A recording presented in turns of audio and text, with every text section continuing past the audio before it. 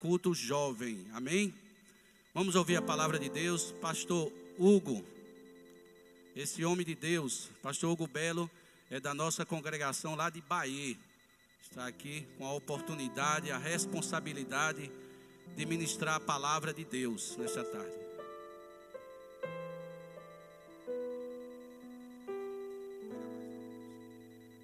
Vamos ficar de pé, igreja? Colocar de pé e vamos orar. Senhor nosso Deus e Pai, nós queremos te louvar, te agradecer por tudo que já foi feito nesta tarde, Senhor, pelos louvores, Senhor, os louvores que é entoado a Ti, Senhor, porque o Senhor é digno de toda honra, de toda glória, de todo louvor e de toda adoração. Tua palavra diz que tudo é Teu, por meio de Ti e para Ti são todas as coisas, Senhor. Pai, eu quero te apresentar o Teu filho, o Teu servo nesta tarde, Senhor. Ó Deus, que está com a oportunidade de ministrar a Tua santa palavra. A Tua palavra que era só ela tem o poder de curar, de salvar, de libertar e de restaurar. Ó Deus, a Tua palavra que é poderosa para fazer infinitamente mais que pedimos ou que pensamos, Senhor. Toma a vida do Teu servo nas Tuas mãos, Senhor. Ó Deus, e que Teu Espírito Santo fale a cada coração aqui nesta tarde, no nome do Senhor Jesus Cristo. Amém. Meus queridos, a graça e a paz do Senhor. Abra sua Bíblia lá no livro de Atos dos Apóstolos, capítulo de número 9. Atos dos Apóstolos, capítulo de número 9. Eu gostaria de ler alguns versículos e enquanto você encontra, louvar ao Senhor por esta tarde, por esta oportunidade que Ele concede-nos de podermos fazer menção do Seu nome, de podermos expor a Sua palavra, louvar ao Senhor por cada vida que aqui está, pela vida do nosso amigo, pastor Assis, dos pastores que aqui estão. Deus abençoe a vida de cada um de vocês, que o bom Deus possa, por graça e misericórdia, falar conosco. Enquanto eu me preparava para estar aqui com os irmãos, ele me trouxe esse texto ao coração. Capítulo 9, versos 1 até o verso de número 8. Todos acharam? Diz-nos assim: Paulo, porém, ainda respirando ameaças e morte contra os discípulos do Senhor, dirigiu-se ao sumo sacerdote e pediu-lhe cartas para as sinagogas de Damasco, a fim de que, caso encontrasse alguns do caminho, tanto homens como mulheres, os conduzisse presos para Jerusalém. Mas, seguindo ele de viagem e aproximando-se de Damasco, de repente uma luz resplandecente, vinda do céu, cercou. E caindo por terra, ouviu uma voz que lhe dizia: Saulo, Saulo, por que me persegues?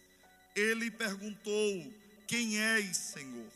O Senhor respondeu: eu sou Jesus, a quem persegues. Mas levanta-te e entra na cidade, e lá te será dito o que precisas fazer. Os homens que viajavam com ele, ouvindo a voz, caíram emudecidos, mas não viram ninguém.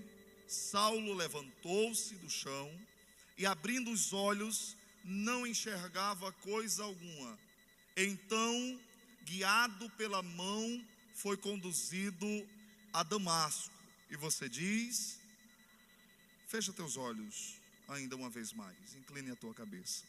Senhor Deus, em concordância com a oração do Teu Filho, eu quero me colocar debaixo da Tua direção, debaixo da Tua vontade, debaixo do Teu querer, que o Teu Santo Espírito possa na tarde deste dia, Senhor, falar aos nossos corações, falar não aquilo que queremos ouvir, mas aquilo que precisamos, porque se não for a Tua voz, ó Espírito Santo de Deus, se não for a Tua palavra, esta palavra que é viva e eficaz, que é mais penetrante do que espada alguma de 2 fios, que penetra até a divisão da alma, do espírito, das juntas, medulas, e é apta para discernir pensamentos e intenções do coração.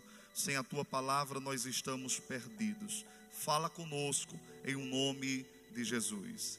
Amém. Queridos, o texto que lemos, ele vai narrar um dos acontecimentos mais importantes da história do cristianismo.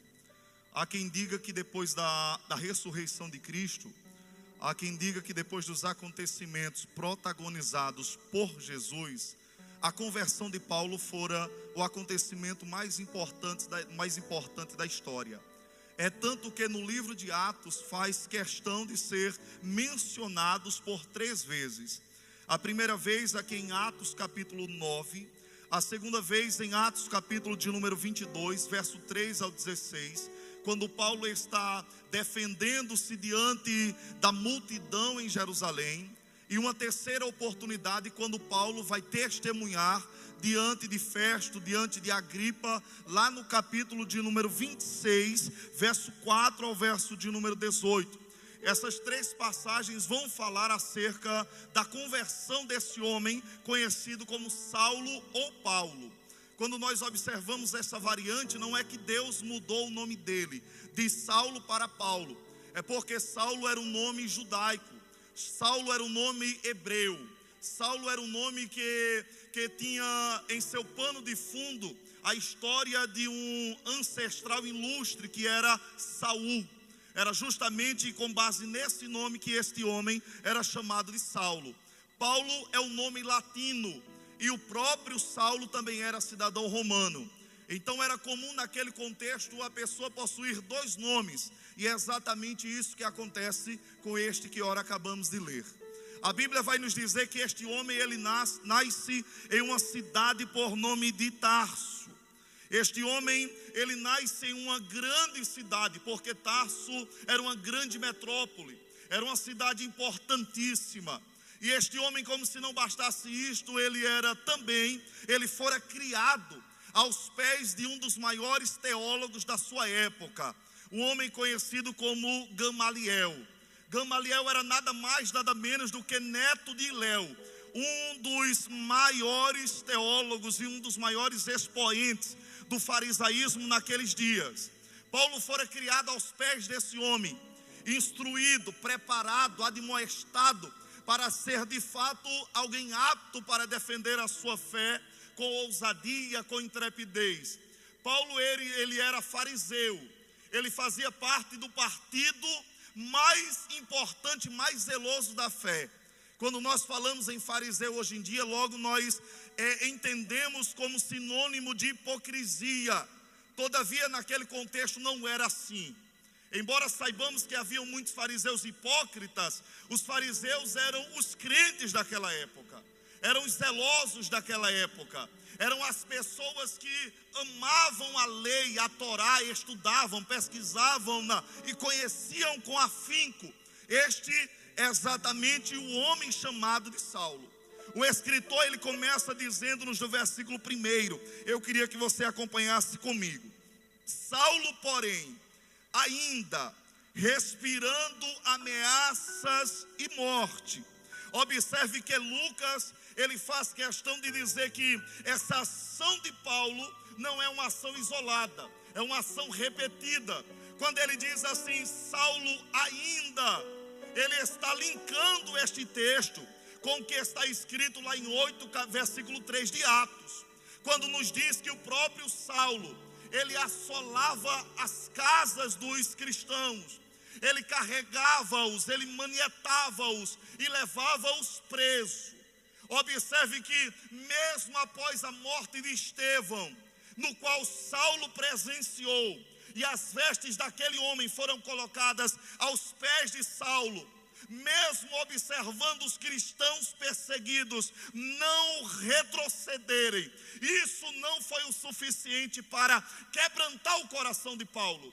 Saulo ou Paulo, como você quer entender, ainda mantivera-se endurecido, obstinado, determinado a parar a obra de Deus, determinado a parar aquele povo no qual Deus o escolhera.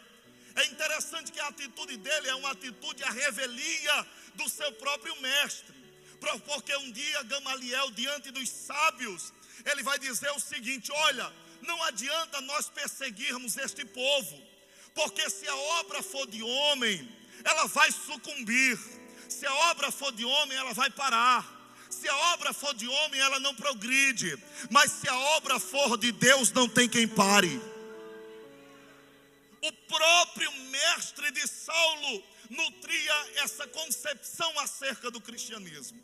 A Bíblia vai nos dizer no verso de número 1 que ele estava respirando ameaças e morte. Repita comigo: Saulo, bem forte, Saulo estava enfurecido. Queridos, é interessante você entender, porque a expressão respirando ameaças e morte é como se Lucas fizesse alusão ao bufar de um animal incontrolável, a um animal que é indomável, que é implacável. Este é o jovem, este é o homem conhecido como Saulo. Ele está virado, ele estava furioso, e o desejo dele era: eu vou deter os cristãos independente de aonde eles estejam. Observe que o texto no verso 1 ainda diz: contra os cristãos, contra os discípulos do Senhor. A ira de Saulo tinha um objeto da sua ira. A ira de Saulo tinha um alvo. Qual, pastor? Os discípulos do Senhor, aqueles que seguiam um caminho. Observe, queridos, que pessoas irão gostar de você por aquilo que você é, mas pelo mesmo motivo pessoas te odiarão. Paulo estava perseguindo-os apenas porque eles seguiam a Jesus. A Bíblia nos diz ainda no verso de número 2: ele pediu-lhe cartas para as sinagogas de Damasco. Os escritores patrísticos, eles chegam a dizer o seguinte: eles chegam a traçar um paralelo com a atitude de Paulo aqui, furioso, implacável, com a própria profecia de Gênesis 49, 27. Porque Paulo, ele era da tribo de Benjamim. De que tribo? Benjamim. Capítulo 49, a Bíblia nos diz que um dia Jacó, ele chama seus filhos e vai profetizar acerca da vida deles. E ele chama também Benjamim e diz assim: Benjamim é como um lobo que despedaça a presa. Benjamim é como um animal furioso. E o próprio Saulo também era da tribo de Benjamim.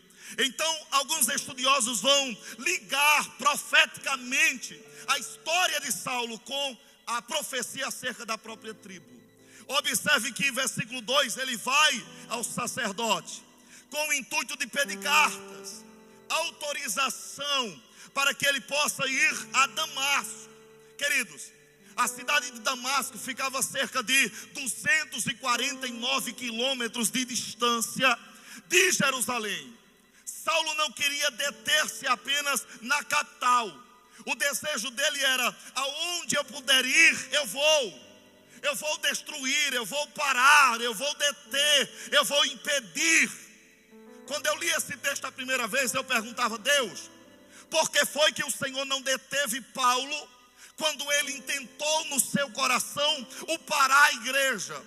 Por que foi que o Senhor não deteve Paulo quando Paulo começou a projetar, a arquitetar a destruição do seu povo? E o Espírito Santo de Deus falou no meu coração: sabe por quê? Porque muitas vezes eu permito que a ferramenta seja preparada, mas ela não prospera. Vou dizer de novo: Deus muitas vezes permite que a ferramenta seja preparada, seja forjada. Deus permite que as situações sejam avolumadas contra a tua vida.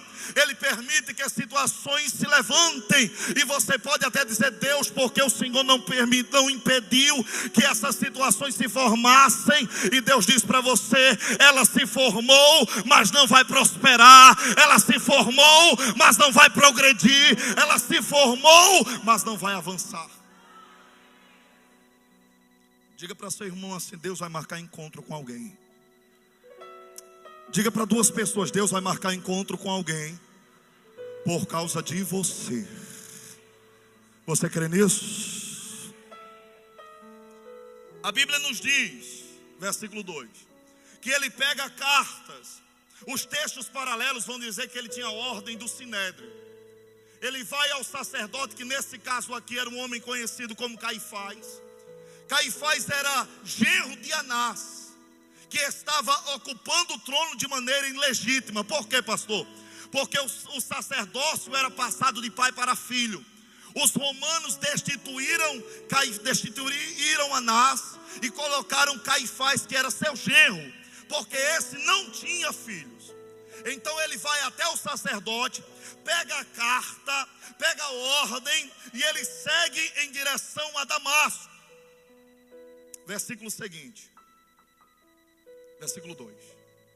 Após pedir cartas, após ir em direção à cidade de Damasco, com o intuito de, caso encontrasse alguns do caminho, tanto homens como mulheres, os conduzissem presos a Jerusalém. Ele estava indo atrás daqueles que biblicamente é conhecido como aqueles do caminho.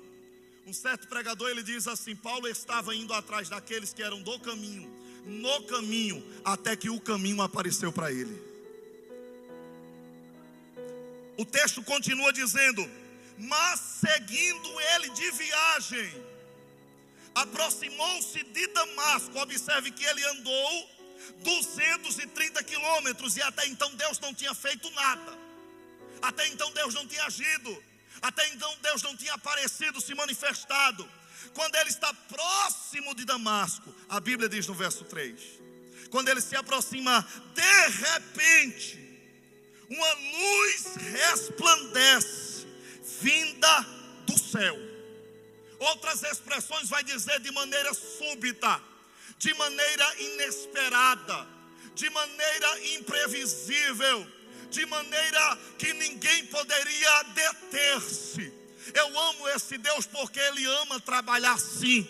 Muitas vezes Ele chega e Ele rouba a cena. Sem precisar pedir licença, Ele entra e muda a história. Sem precisar de hora marcada, Ele aparece. Sem precisar ter momentos premeditados por nós, Ele age. Por quê, pastor? Porque Ele é Deus, Ele é o dono da história. Ele é Senhor da minha vida, Ele é Senhor da sua vida. Ele aparece de maneira súbita. Foi assim no livro de Atos capítulo 2. Eles estavam todos reunidos em um mesmo lugar, e de repente veio um vento forte, impetuoso, encheu a casa. Eu quero dizer para você uma coisa: Deus não precisa pedir licença para começar a agir. Vou dizer de novo, só 3 pessoas entenderam. Deus não precisa pedir licença para começar a agir. De maneira súbita, de maneira inesperada, de maneira que não poderia ser impedido, aparece uma luz. Verso de número 3 ainda. A luz era tão resplandecente, vinda do céu, e o cercou. No texto paralelo de Atos 22, Paulo vai dizer que era aproximadamente meio-dia. Mas aquela luz que apareceu no caminho de Damasco era mais forte do que o sol do meio-dia. A glória que manifestara para Saulo, para Paulo no caminho de Damasco, era ainda mais poderosa do que o próprio sol do meio-dia. A Bíblia diz que eles foram envolvidos. A Bíblia diz que eles foram tomados de um pavor tão grande. Eu quero que você entenda uma coisa: que o momento da conversão de Saulo, ele não estava na igreja. O momento da conversão de Saulo, ele não estava em uma sinagoga. O momento da conversão de Saulo, ele não estava em uma reunião de oração. Ao contrário, ele estava tomado de ira, tomado de raiva, tomado de pavor. Um certo comentarista por nome de Matthew Henry, ele diz o seguinte: muitas vezes a graça de Deus opera nos pecadores quando eles estão fervorosamente empenhados em seus mais desesperados interesses pecaminosos. Por que, pastor? Não fora necessário Paulo estar dentro do templo para que Deus alcançasse ele. eu quero dizer para você uma coisa: você está aqui, mas teu esposo que está em casa, os teus filhos que podem estar nas drogas, a tua filha que está te dando dor de cabeça, Deus pode ir ao encontro dele, ao encontro dela. Ainda que você diga: pastor, mas ela não está no ambiente adequado. O meu Deus, Ele é Deus para falar o coração do homem aonde quer que ele esteja. Ela manda a fé. Eu tenho um amigo meu que um dia, que ele é presbítero hoje em dia. Um dia ele disse: pastor, na época de Micaroa, eu estava lá no meio daquela farra, estava no meio daquela bagunça, curtindo, orgias, bebedeira, sem limites. Até que no meio daquela baderna, o Espírito Santo falou ao meu coração e disse: aqui não é o seu lugar. Ele me conta que: pastor, eu não sei como, mas eu saí. Ele disse que estava, salvo engano, na beira da praia. Pastor, eu saí a pé para o Cristo, chorando com meu coração doído. E na época já fazia mais de 10 anos que ele servia ao Senhor.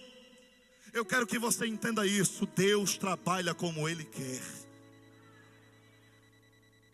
O texto nos diz, versículo 4 ainda: caindo por terra, ouviu uma voz que lhe dizia, diga comigo: Saulo, Saulo. A expressão múltipla, ela fala de urgência, ela fala de pressa, ela fala em algo que não poderia ser adiado. Da mesma maneira que lá em Gênesis ele se manifesta dizendo: Abraão, Abraão. Da mesma maneira que ele diz para Samuel: Samuel, Samuel. Ele fala de pressa. Quando ele diz: Saulo, Saulo, por que me persegues? Queridos, Jesus não perguntou por que Saulo perseguia Estevão. Jesus não está perguntando por que Saulo persegue a igreja. Jesus não está perguntando por que Saulo persegue os crentes. Jesus não está perguntando por que Saulo é tão implacável contra aqueles do caminho. Jesus está perguntando: Saulo, por que você está me perseguindo? O que Jesus está dizendo é que existe uma comunhão mística entre Cristo e o seu povo tão gloriosa, que quem persegue a igreja persegue ele. Vou dizer de novo isso. Existe uma unidade tão maravilhosa entre você e Cristo, que aqueles que te perseguem, perseguem Ele. Aqueles que se levantam contra você, se levantam contra o próprio Cristo.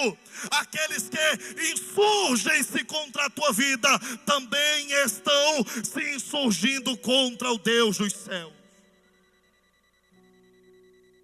Por que você está me perseguindo, Saulo? Por que você está se levantando contra a minha vida? Quando eu leio isso aqui, irmãos, eu entendo que precisamos ter cuidado quando vamos tecer algum tipo de comentário acerca da noiva. Precisamos ter cautela quando vamos agir em contrário à própria igreja, aos nossos irmãos, porque às vezes não levamos em consideração que esse povo, por mais desprezado que seja, ele tem dono. Esse povo, por mais pequeno que seja, ele tem dono. Existe um Deus dos céus, um Jesus Cristo de Nazaré, que um dia ele disse: eu edificarei a minha igreja, e as portas do inferno, elas não vão prevalecer contra ela.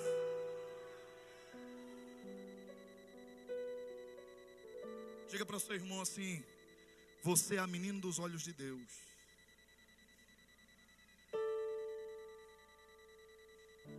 Deus tem cuidado de ti. Deus tem zelo por você. Deus é quem cuida da sua vida. Deus é quem te guarda. Assim como Ele entrou em cena para defender a igreja, Ele diz para pessoas aqui nessa noite, pessoas que foram afrontadas, pessoas que estão sendo humilhadas, pessoas que já bateram no peito e disseram: não aguento mais, eu vou reagir, eu vou fazer alguma coisa. Deus manda te dizer: fica quieto, não se movimente, feche a tua boca, eu sou o teu Deus. Levante a tua mão para adorar o Senhor se você crê nisso. Diga para o seu irmão: Ele ainda te defende. Segundo lugar, ele diz: Saulo, Saulo, por que me persegues? Verso 5.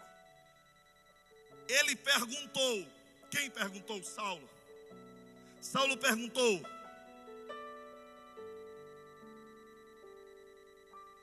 quem és, Senhor? Quem és, Senhor? Observe uma coisa, irmãos. Observe que Paulo no chão, caído. Primeira coisa que Paulo faz é reconhecer. Embora a expressão Senhor, na Bíblia, ela também possa ser usada apenas como sinônimo de respeito. Dentro desse contexto, dessa visão, desse impacto que fora produzido na vida de Paulo, com certeza a expressão paulina, ela fala de um reconhecimento acerca do senhorio de Cristo. A palavra grega para Senhor é Kyrios. Ele está dizendo: embora eu não, ele mesmo diz: quem és? Porque a visão foi tão impactante que ele não discerniu quem é. Ele não viu a pessoa, mas ele sabe que quem está falando com ele é o Senhor.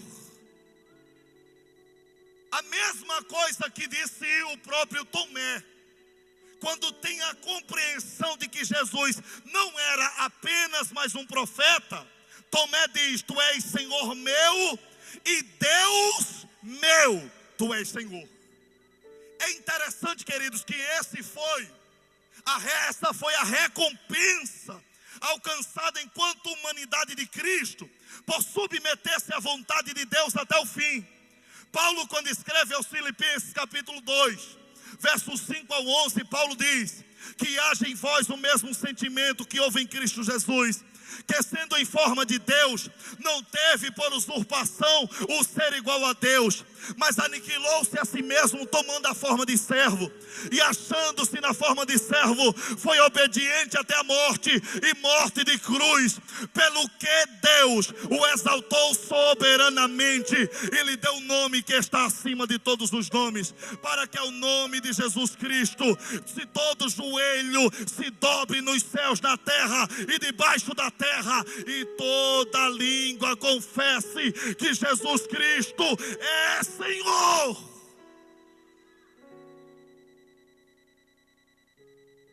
O objetivo é reconhecer o senhorio. Senhor, quem és? Ele diz: eu sou Jesus. Dura coisa é para ti recalcitrares contra os aguilhões. Queridos, essa expressão proverbial, ela passará a ser usada através de uma observação de um animal irracional que, ao ser colocado sobre ele, o arado, ele resistia, ele obstinava-se, e o aguilhão era um pedaço de vara, ou talvez de ferro, pontiagudo, que quando ele resistia, era-lhes penetrado, furado, para que ele pudesse avançar. Cada vez que ele resistia, furava mais. Cada vez que ele resistia, machucava mais. E Jesus está dizendo para Saulo: Saulo, você está agindo como um animal irracional. Você não percebe que eu estou parando você? Você não percebe que eu estou furando você? Porque eu quero que você se renda à minha vontade. Existem pessoas que têm obstinado-se contra a vontade de Deus. e não têm percebido que andar de maneira obstinada tem trazido-lhes dor, tem trazido-lhes sofrimento, tem trazido-lhes decepção, tem trazido-lhes amargura. E Deus está dizendo: você está vendo que não dá para resistir, você está vendo que não dá para progredir desse jeito, você está vendo que não dá para avançar dessa forma. Mas pai, mas eu faço do meu jeito, eu mando na minha vida, manda coisa nenhuma. Ele é Deus, Ele é soberano, Ele é Senhor, Ele é Criador, é Ele quem manda na minha e na tua vida. Saulo, é dura coisa para ti recalcitrares contra os aguilhões. São situações que foram forjadas, e mesmo assim Paulo obstinou-se. Agora diga assim comigo: mas nós só suportamos. Diga com graça: mas nós só suportamos até que ao momento em que Deus quiser. Era Deus penetrando, furando, e Paulo agindo de maneira obstinada, até que Deus disse: basta, eu vou derrubar você. Basta, você não vai progredir. Basta, você não vai manter-se endurecido. Basta, você não vai ficar da mesma forma. Queridos, existem pessoas que ouvem a voz de Deus, às vezes na brisa suave, mas tem pessoas que é preciso Deus derrubar. Existem pessoas que às vezes apenas no sussurrar ele ouve a voz de Deus, mas tem pessoas obstinadas, endurecidas, que Deus precisa derrubar. E eu quero dizer para você que chegou aqui nessa noite: Deus é especialista em amansar pessoas como Paulo. Deus é especialista em submeter pessoas insubordinadas como Saulo, porque quando você cair, você vai reconhecer: tu és Senhor, tu és Senhor, tu és Senhor. Charles Swindoll, comentando esse texto, ele diz: enquanto Paulo via a morte serena de Estevão, Deus estava penetrando com o seu aguilhão. Enquanto ele olhava para os cristãos que mesmo sofrendo não abandonavam o seu Deus, Deus estava furando com o seu aguilhão. Mesmo assim ele mantivera-se endurecido, e agora Deus derrubou e disse: você não tem como resistir, Paulo. Você não tem como progredir, Paulo. Você não tem como avançar. A resposta de Paulo, lá em Atos capítulo 22, após Cristo revelar-se para ele, a resposta dele foi: o que farei, Senhor? O que farei? A experiência, ela tem como a experiência de uma conversão. É uma experiência que leva-nos a, de maneira rápida e prática, submeter a minha vontade à vontade de Deus, submeter os meus planos aos planos de Deus, submeter os meus projetos aos projetos de Deus. Não é mais uma atitude soberba, agora é uma atitude totalmente subserviente.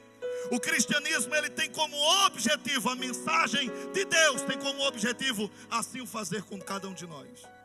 No verso de número 7, nos diz assim, 6 e 7: mas levanta-te. Diga comigo: levanta-te. Com mais graça: levanta-te e entra na cidade, e lá te será dito o que precisas fazer. Observe uma coisa: a expressão é: Paulo, você agora reconheceu que eu sou Senhor? Então reconheça também que quem vai dar as diretrizes na sua vida não é você, sou eu. Paulo, você reconheceu que eu sou Deus? Sim. Então quem vai orientar, quem vai dirigir, quem vai guiar o itinerário da tua vida, o mapa da tua história, as direções a serem tomadas, não mais serão tomadas por você mesmo. Agora levanta-te, entra na cidade, lá eu te farei saber o que você deve fazer. Queridos, é preciso nós compreendermos, como disse Jesus: aquele que nasce do Espírito Ele disse que é como o vento, e o vento sopra aonde quer. Não é você quem guia a sua vida, não é você que faz do seu jeito, não é você que faz da sua forma. Agora é Deus quem vai te guiar, te direcionar, dar o norte para a sua vida. É Ele. Verso 7. Os homens que viajavam com ele, ouvindo a voz, caíram emudecidos, mas não viram ninguém. Eu quero que você entenda uma coisa: a despeito de estarem no mesmo ambiente, eles não tiveram a mesma experiência com Deus. É por isso que às vezes em um ambiente como este, enquanto alguns choram, enquanto alguns se quebrantam, alguns estão indiferentes, porque a experiência, ela não está ligada a isso aqui. A experiência está ligada justamente a essa disposição do coração em atentar para a voz de Deus. Paulo estava junto, ladeado com um grupo de pessoas, mas aquilo que Deus falou, embora todos tenham ouvido algo, embora todos tenham caído, segundo os textos paralelos, apenas Paulo viu Jesus. Existem pessoas que entraram aqui e não vão sair do mesmo jeito. Existem pessoas que entraram aqui e não vão sair da mesma forma. Por quê? Porque Deus marcou um encontro com você.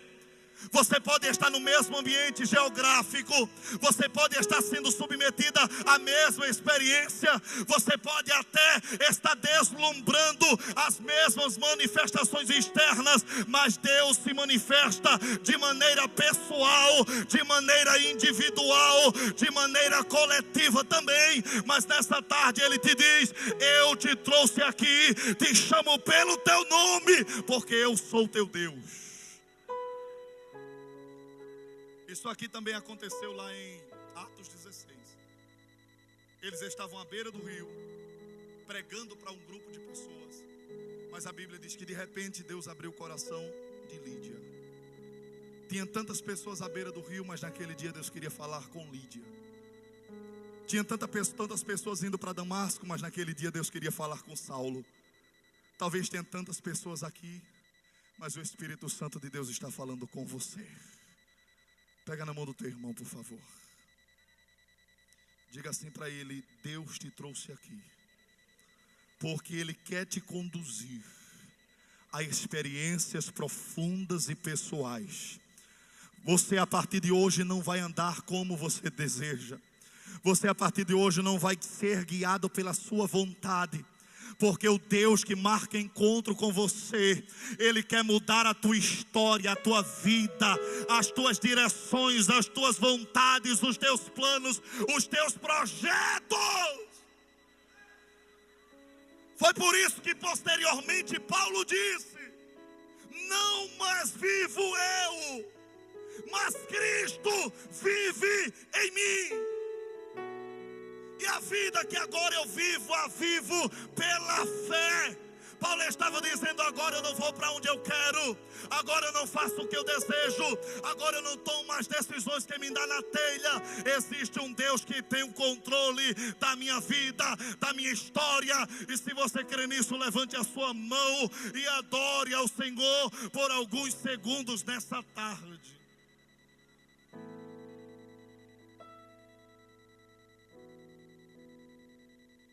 Olha o que diz o texto, verso de número 7. Antes disso,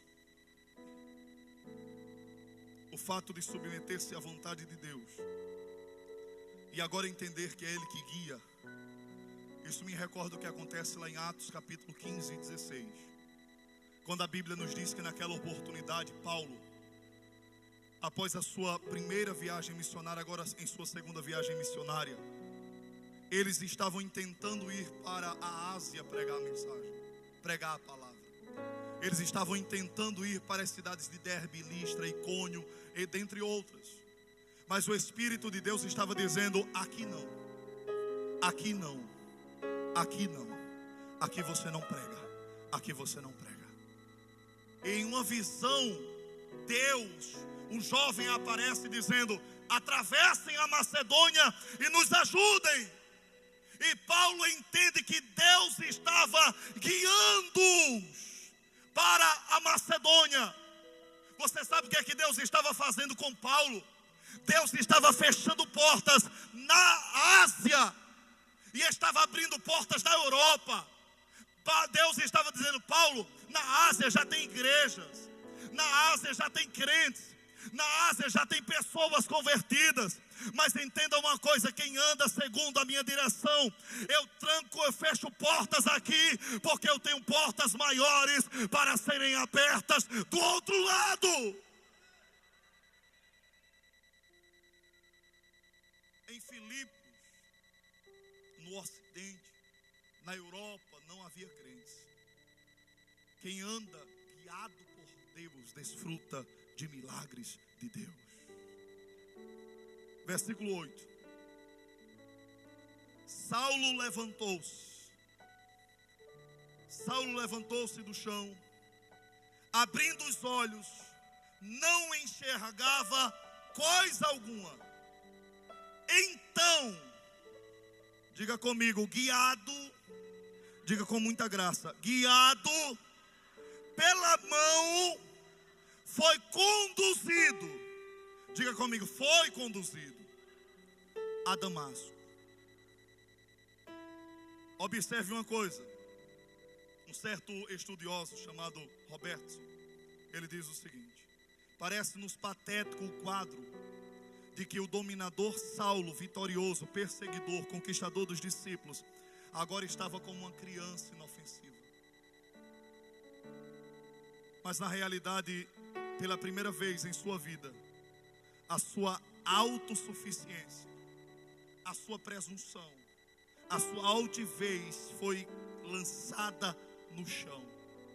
Pela primeira vez, aquele homem que agia de forma tão independente, agora aprendeu que ele precisava de alguém. Agora ele só poderia dar um passo se alguém pegasse na mão dele. Agora ele só poderia dar um passo se alguém dissesse: eu vou com você. Agora ele só poderia avançar se alguém dissesse: eu te darei as diretrizes e te mostrarei o caminho. Era isso que Saulo passa a aprender de que ele não é uma ilha, de que ele não é um ser independente, de que ele não é um ser que pode viver a revelia de tudo e de todos. Deus derrubou Saulo para que ele aprenda que ele depende dos outros e que ele, acima de tudo, depende de Deus. Fique de pé, por favor.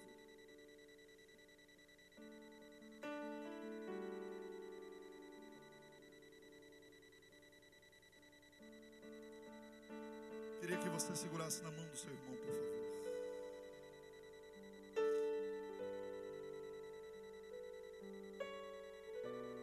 Fechasse seus olhos.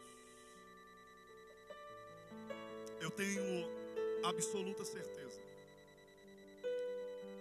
de que tem pessoas em nosso meio que têm insistido, têm obstinado-se, têm endurecido a cerviz, têm observado que Deus está confrontando, está sendo aguilhoado por Deus, mas mesmo assim, como um animal irracional, está escoceando o aguilhão de Deus, está obstinando-se, endurecendo-se cada vez mais.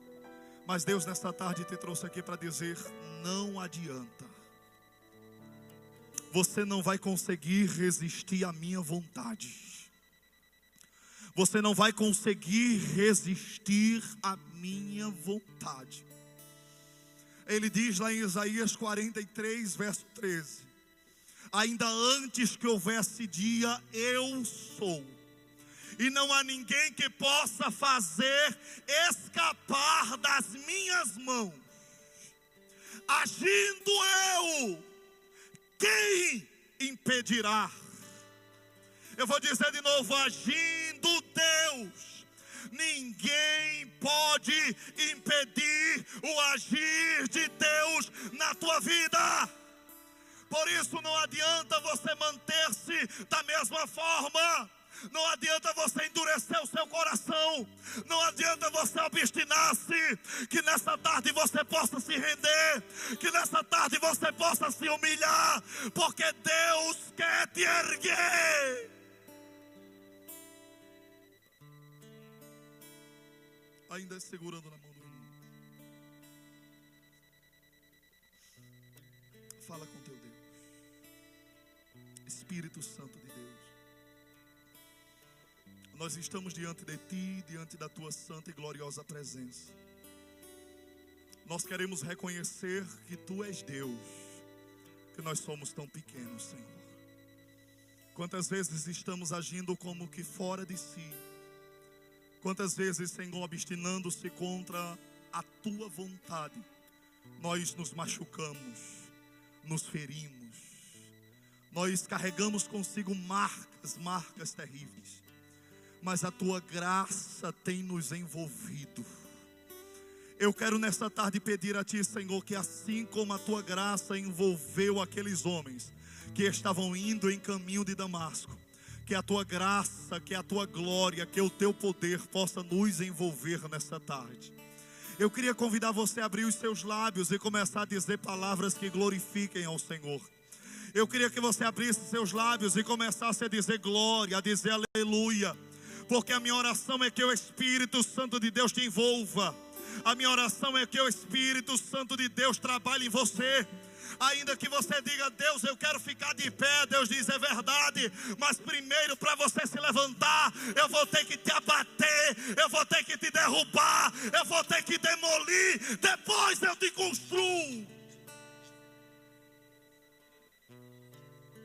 Eu queria que você orasse por esse irmão que está do seu lado. Comece a orar pela vida dele. Abre seus lábios, comece a orar pela vida dele. Comece a interceder pela vida dele. Comece a clamar, seja boca de Deus nessa tarde. Seja instrumento do Deus vivo nessa tarde. Diga, Deus, eu quero te apresentar o meu irmão. Senhor, eu quero desfrutar dessa mesma experiência. Eu quero desfrutar dessa mesma experiência.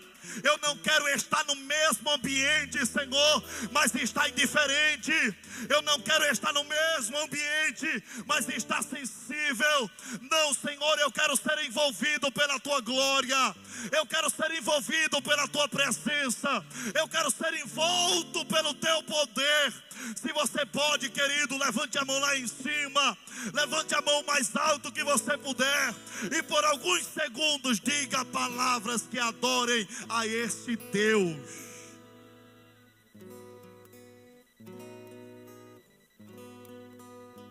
Vai falando com Ele, vai falando com Ele. Vai falando com Ele. O Espírito de Deus está te visitando nesse momento. O Espírito Santo de Deus está trabalhando em você nesse momento. Abre o teu coração para Ele. Aproveita esse momento, se quebranta. Diga, Deus, é verdade que eu sou obstinado, é verdade que eu tenho um duro serviço, mas o Senhor é o Deus que me conhece, o Senhor é o Deus que me contempla. Eu não quero agir mais dessa maneira. Eu quero ser diferente, eu quero ser um servo teu. Oh, Espírito Santo de Deus. Ela mandai a série, me canta lavar. Alaia calavá, surebe canta lavar a série. Oh, Espírito Santo de Deus. Alá mandai a série.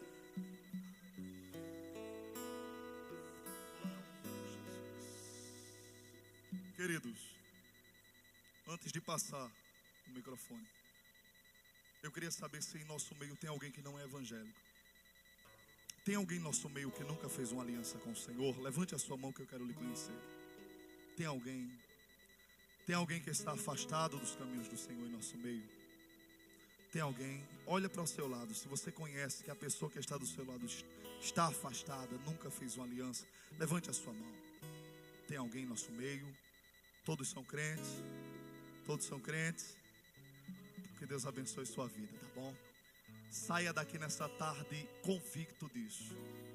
É impossível resistir a esse Deus. É impossível resistir a esse Deus. Aplauda o Senhor porque Ele é digno.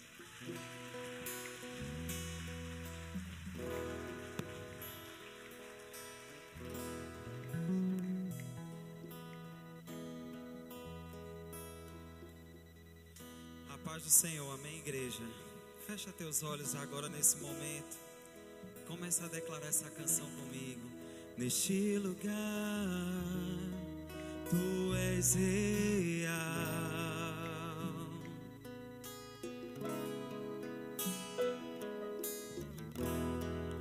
Vou me entregar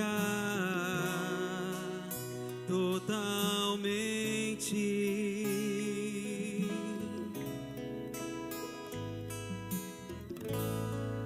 O Teu toque abriu os olhos do meu coração.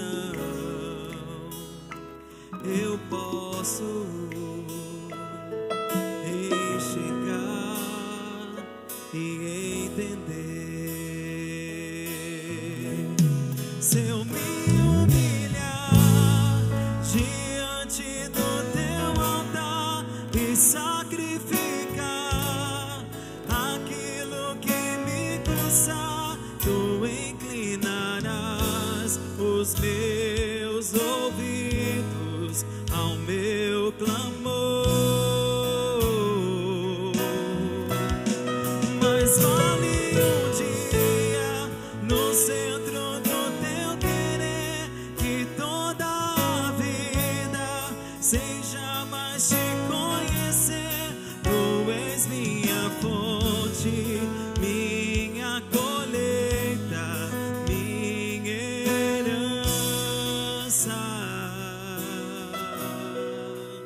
Aleluia, neste lugar, Tu és real. Eu vou me entregar, Senhor. Vou me entregar totalmente.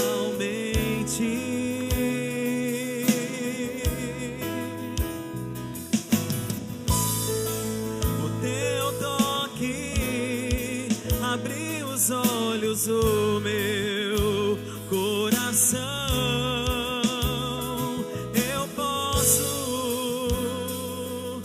enxergar e entender. Se eu me humilhar diante do Teu altar e sacrificar aquilo que me custa, Tu inclinarás os Teus ouvidos ao meu clamor. Mas vale um dia no centro do Teu querer, que toda a vida seja mais te conhecer. Tu és minha fonte, minha colheita, minha herança.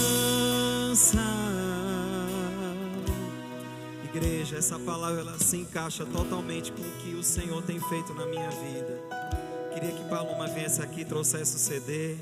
Traga o CD. Há 14 anos atrás, o Senhor, Ele fez uma transformação tremenda na minha vida. E eu entreguei tudo, porque eu era assim como Saulo, bem obstinado e orgulhoso. E o Senhor, Ele começou a trabalhar no meu caráter até um ponto em que o Senhor me chamou para estar cuidando da área levítica na igreja. E há 14 anos atrás, esse projeto ele foi gerado em oração. E ele veio à luz o ano passado, né? Teu reino. Porque muitas vezes, gente, não é fácil obedecer o ID do Senhor. Muitas vezes não é fácil você deixar o sonho de uma universidade, o sonho de ter algo secular, crescer financeiramente, para se dedicar ao ministério e ser canal de cura para o altar da igreja. E eu estou aqui para agradecer, porque há 5 anos atrás, essa igreja ela foi um celeiro na minha vida de muita unção, de muito investimento. Que pena que pastor Gilvan Jean não está aqui, mas eu queria dar toda a honra e toda a glória diante daquilo que o Senhor tem feito nas nossas vidas como família. Eu e a minha esposa, hoje nós nos dedicamos 100% ao Ministério de Louvor em tempo integral, treinando adoradores. E aqui está o fruto, né, daquilo que o Senhor tem feito nas nossas vidas durante todos esses anos. E eu queria compartilhar, leva o teu reino com você, né? Eu acho que essa palavra ela foi fundamental para estar introduzindo esse momento para vocês hoje. E eu creio que muito o Senhor fará nas nossas vidas.